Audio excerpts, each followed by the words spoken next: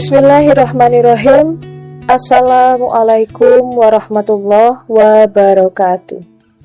Sahabat muslim, surah Al-Ikhlas merupakan salah satu dari 3 surat terakhir dalam Al-Quran.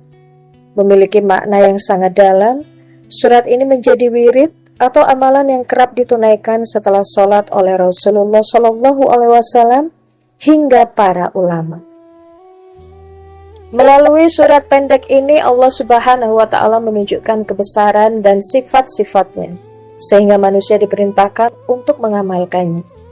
Selain sebagai jalan mendekatkan diri kepada Allah Subhanahu wa Ta'ala, berikut ini beberapa manfaat membaca surah Al-Ikhlas sebanyak 100 kali.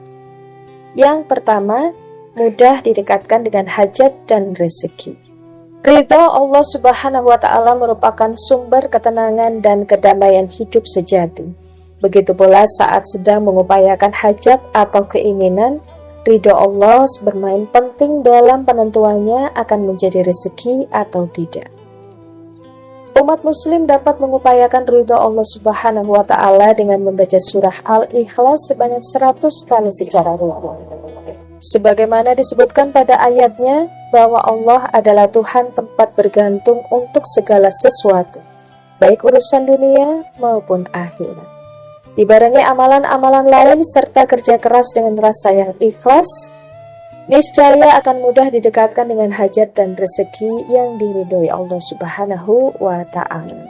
Yang kedua, kelimpahan pahala senilai 1/3 Al-Quran. Tidak ada satupun harta benda yang dibawa umat muslim ketika meninggal. Yang ada hanyalah amalan-amalan semasa hidup. Banyak membaca surah Al-Ikhlas 100 kali secara rutin pun dapat menjadi bekal amal untuk keselamatan di akhirat. Sebab Ibnu Umar meriwayatkan Rasulullah SAW pernah bersabda, "Qul huwallahu ahad" setara dengan 1/3 Al-Quran, dan "Qul ya ayyuhal kafirun" setara dengan 1/4 Al-Quran. Hadis riwayat At-Tabrani. Hadis tersebut dimasukkan bahwa Allah Subhanahu wa Ta'ala begitu mencintai umat muslim yang selalu mengingat dan memuliakannya hingga memberi pahala senilai 1/3 Al-Quran. Tentu dalam mengamalkannya dilandasi rasa ikhlas dan syukur, hanya mengharap kebaikan dan ridha Allah Subhanahu wa Ta'ala. Fadilah yang ketiga, dapat melunasi hutang saat wafat. Ada kisah menarik di antara Rasulullah SAW, malaikat Jibril, dan jenazah. Disebutkan bahwa Rasulullah pernah menolak mensolati jenazah seorang laki-laki yang masih memiliki hutang. Kemudian turunlah malaikat Jibril dan menyampaikan jika Allah Subhanahu wa Ta'ala telah melunasi hutang dan mengampuni dosa jenazah tersebut.